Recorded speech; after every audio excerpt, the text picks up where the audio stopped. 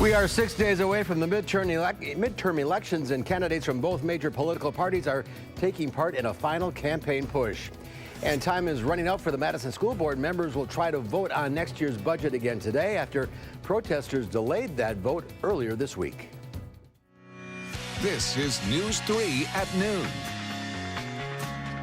Good afternoon, everyone. I'm Mark Kane. Happy Halloween. Communities all across southern Wisconsin are holding trick-or-treat hours. You can find out the details for your town on our website, channel3000.com. And just a reminder that law enforcement in Wisconsin are making sure sex offenders follow the rules for Halloween. They're doing random home visits of sex offenders to make sure they are not handing out candy to kids tonight. Sex offenders are not allowed to dress up in costumes, display Halloween decorations, or keep the porch light on during trick-or-treat hours. Last year, officers checked more than 2,000 Halloween homes across the state and arrested 38 people for breaking those rules. Altogether, people are expected to spend around $9 billion on Halloween this year. Financial news site 24/7 Wall Street broke down the spending by region, projecting the South and Northeast spend the most. People in the South expected to spend around $90 a person, but those in the Midwest only expected to shell out about $80 a person. Let's head over to the Weather Center now. Meteorologist Dave Caulfield, a spooky forecast. It's great trick-or-treating weather. Yes, so the weather not too spooky. I think yesterday we got all of our spooks in with the lightning during the afternoon and the thunderstorms, some downpours. Nothing like that today. The rain has moved out, so we're actually looking pretty quiet on Doppler track. A live look in Madison at the sunshine, but also some higher clouds on the WISC-TV Skycam. Currently at 50 degrees even with a calm wind, that humidity at 68%. Temperatures in some other spots were up to 55 in the Dells, 49 in Juneau, 51 in Watertown, and 53 in Platteville. Wind speeds out of the west right now at about 5 to 10 miles per hour, so that breeze is not a big deal. Look at that spooky background on the temperatures and winds over the next 12 hours. Really nothing to be scared of because we have highs in the mid-50s, and that is going to feel very nice, and trick-or-treating weather in the 40s. When I come back in just a few minutes, we'll talk about some more unsettled weather as we head into the first weekend of November. But it could be a lot worse, Mark, because last year at this time for Halloween, highs were in the upper 30s. So not bad. Yes. All right, we'll check back, Dave. Thank you. The final Marquette Law School poll before the midterm elections comes out in just a few minutes. In the results released at the start of the month, Governor Scott Walker led Democratic challenger Tony Evers by 1 point, well within the poll's margin of error. Senator Tammy Baldwin led challenger Leah Vukmir by double digits, and Attorney General Brad Schimmel led his challenger Josh Kaul by 10%. But he led Josh Kaul, that is, but 10% of the voters say they were undecided. The latest results will be released at 12:15. We'll have a breakdown on channel3000.com. Tony Evers is receiving security protection right now from the Wisconsin State Patrol following an unspecified issue from the weekend. Evers' campaign manager referred questions about what motivated the move to the State Patrol. A patrol spokesperson said that he was looking into the issue but had no immediate information. Evers and Walker are traveling the state today ahead of Tuesday's election. Walker has past governors received protection from the State Patrol. Candidates for governor typically do not get that protection. The move to cover Evers comes after high-profile Democrats across the country were sent mail bombs. Vice President Mike Pence is coming to Wisconsin on Saturday to rally for Governor Walker. The rally will be held at a trucking company in Hudson. Yesterday, former Vice President Joe Biden was on the UW-Madison campus campaigning for Wisconsin Democrats. And President Trump is headed to Florida to campaign on behalf of Republicans tonight. And immigration is one topic that he's expected to talk about during this last-minute push.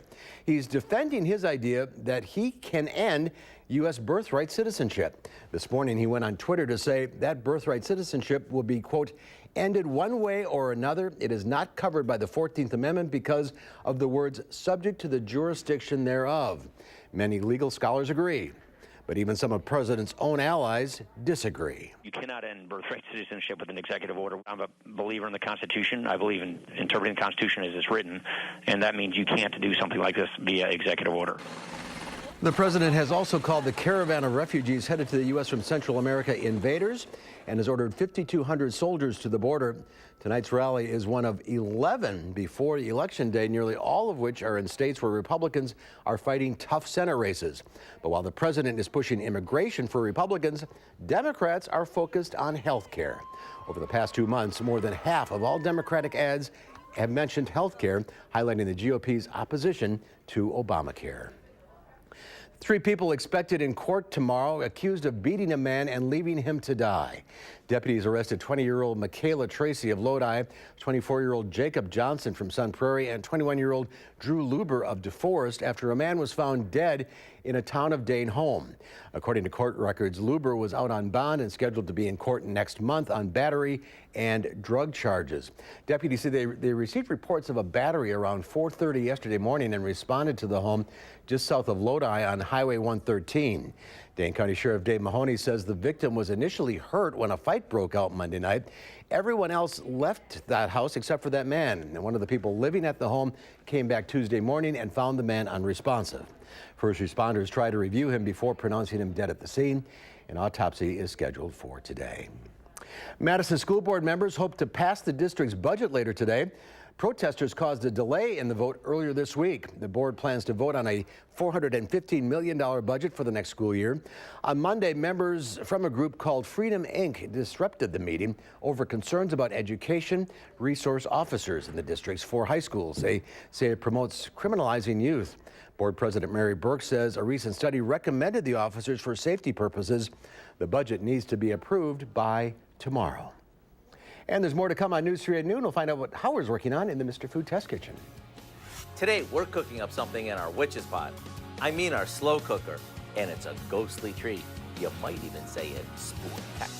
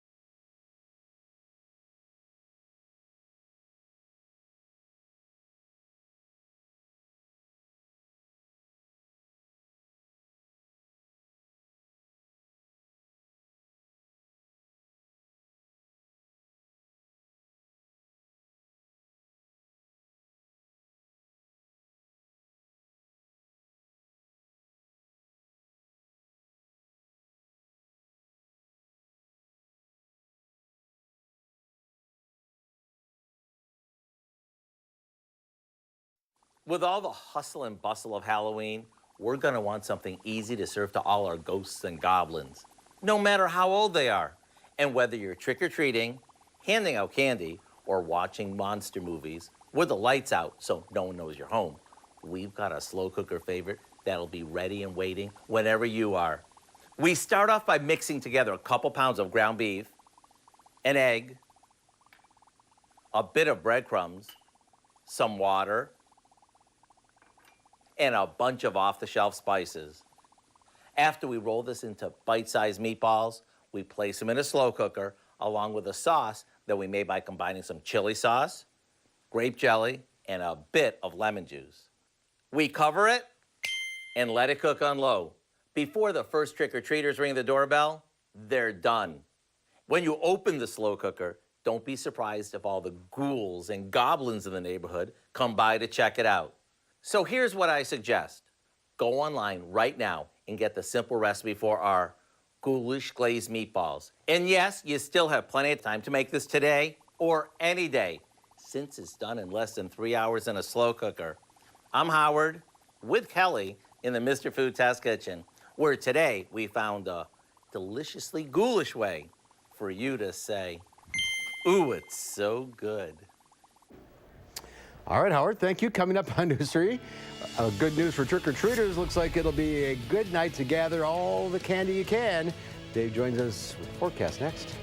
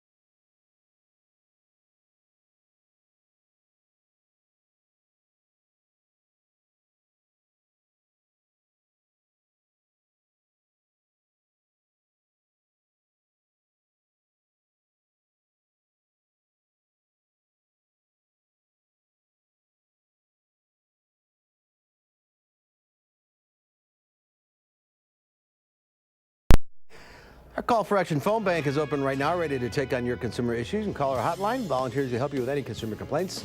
The number is 608-270-2833. The service open every Monday, Wednesday, and Friday between 11 and 1. Let's check Wall Street at the noon hour. The Dow Industrials up 286 points. The NASDAQ up 144. Let's check in now with Q106 Farm Director Pam Yankee on this Halloween.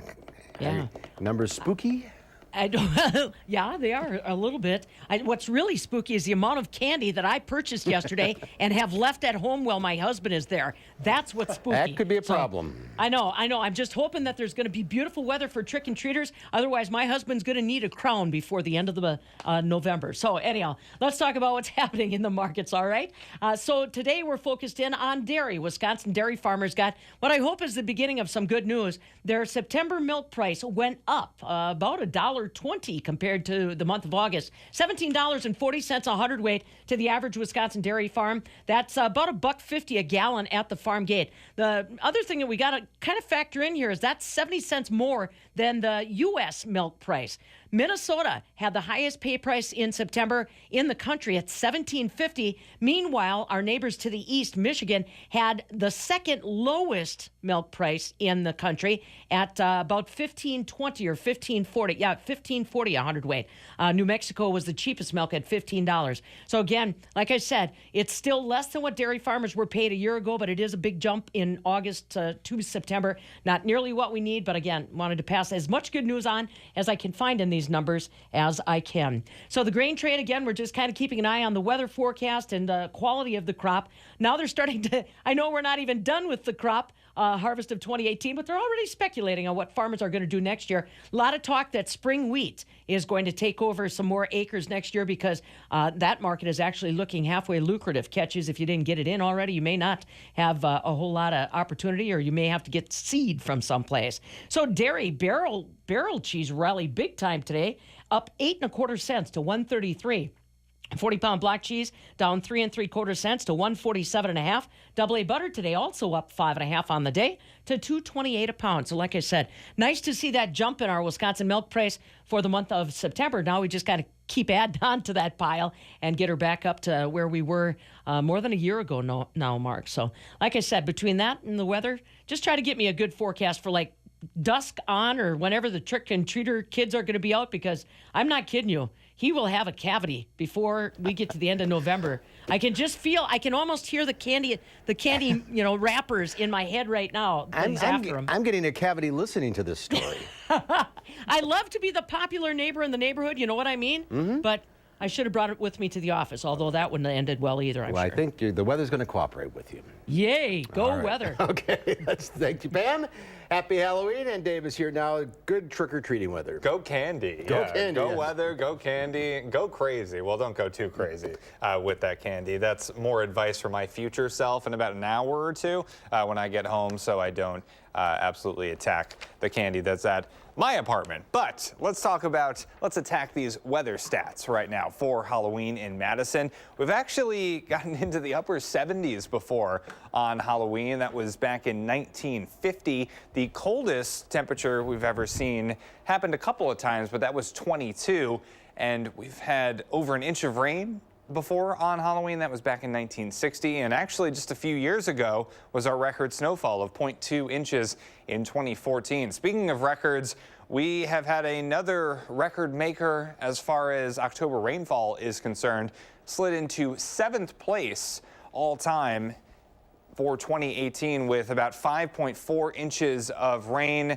Number one was 1881. That was a very wet year of over 9 inches of rain in October. But we continue to slide up the charts in wettest years terms. We are now close to 47 inches of rain for the year in Madison. That's 3rd all time.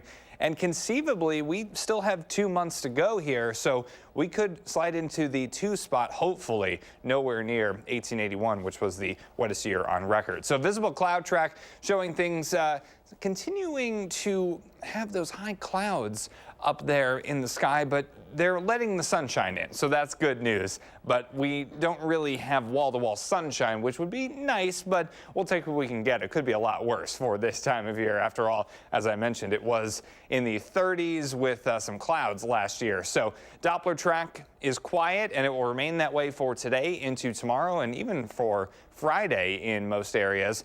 And we're not going to really see too many ghouls or anything show up on Doppler track. Well, maybe some ghosts later on tonight, but I don't know if radar necessarily will pick them up. Still remains to be seen. Downtown Madison on the Edgewater Skycam. As I mentioned, looking at mostly cloudy skies, but the sunshine is getting through those higher level clouds. Forecast high of 56 today, right about normal for this time of year. We are at 50 in Madison right now, 52 in Janesville, 50 in Juneau, 54 in Mineral Point, 57 in Boscobel. We're right where we should be and basically right where we were at this time yesterday. Wind speeds out of the west at about 5 to 10 miles per hour. Trick or treat forecast weather looking like more of a treat than a trick and may make you want to dance. I don't know. You do you. It's Halloween. You can be whatever you want to be. Temperatures are in the mid 50s later on tonight, and then we'll drop to the 40s for prime trick or treat time. Now, future track showing things still a little bit on the quiet side over the next couple of days, and we can definitely use that. The first day of November, I think, will be dry, but we are going to start off in the mid 30s and then be in the low 50s for highs by the time we get to later on Thursday. Friday on the 7-day forecast, still looking dry. Then for the weekend, I think Saturday we're sunny for a time, but then we get the rain shower chances back with us. Kind of an unsettled start to next week with rain possible on Sunday, Monday, and for Election Day on Tuesday. And we're watching Election Day into Wednesday closely because a couple of snowflakes could mix in with those rain showers before things calm down a little bit as we cool down as we head into the start of next weekend. So a lot going on there, but over the next couple of days we should be quiet, which is perfect timing for Halloween festivities. That was one happy mummy. Oh, yeah. I mean, I don't know how much candy that mummy had. It's tough to get through, but a lot. Is there probably. a sad mummy in that arsenal, too? You know, we have to kind of keep that close to the vest. Okay. I don't want to divulge any secrets. Yes. Thank you, Dave. There's more to come on News 3 at noon. Up next, popular apps for kids are full of ads, according to a new study. We'll show you ways you can protect your children and still give them the best content. That's next at noon.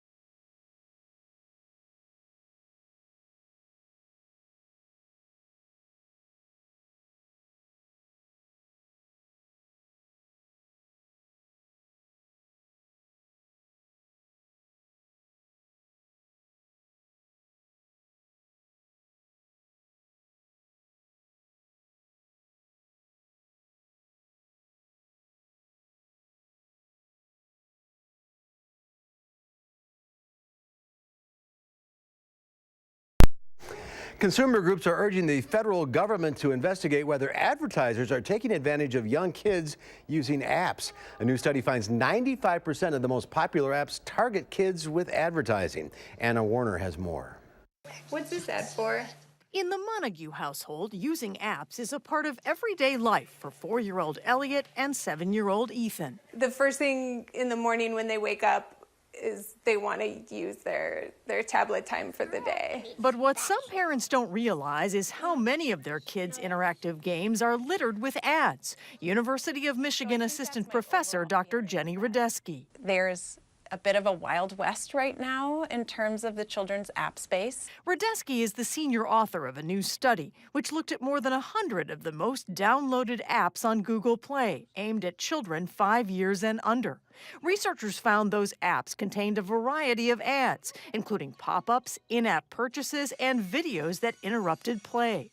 Some of the ads were classified as manipulative, deceptive, and disruptive, with exposure to ads sometimes even surpassing time spent playing the games. So there might be a little bouncing present or a sparkling snowman. And if you click on that, as you would if you were a 5-year-old, an app ad would often show up. It absolutely has the intent that the advertisers want. Like the kids will often come and say, I want to download this game, I want this game, I want to try it out. The study also found that free apps, which may be more often downloaded and played by lower-income children, had a significantly higher prevalence of advertising. In a statement, Google stood by its current policies, saying play apps primarily directed to children must follow more stringent requirements, including content and ad restrictions. Additionally, Google Play discloses whether an app has advertising or in-app purchases so parents can make informed decisions. Oh yeah, I remember this. Anna Warner, CBS News, New York. And the maker of an app mentioned in the study, Talking Tom, told CBS News they're responding to feedback and working to make sure that the ads are clearly marked as such. All right, we don't need an ad for good weather. It's here. No, yeah, I don't need to take out any advertisements because we are enjoying this outside. WISC-TV Skycam showing some sunshine, but also some clouds, but really nice trick-or-treating weather. Right now, those temperatures in the 50s. This afternoon, pleasant and partly sunny with highs in the 50s. And then for trick-or-treating tonight, I think we'll be in the 40s. All right, be careful out there. We'll see you back here at 4 o'clock. Have a great afternoon.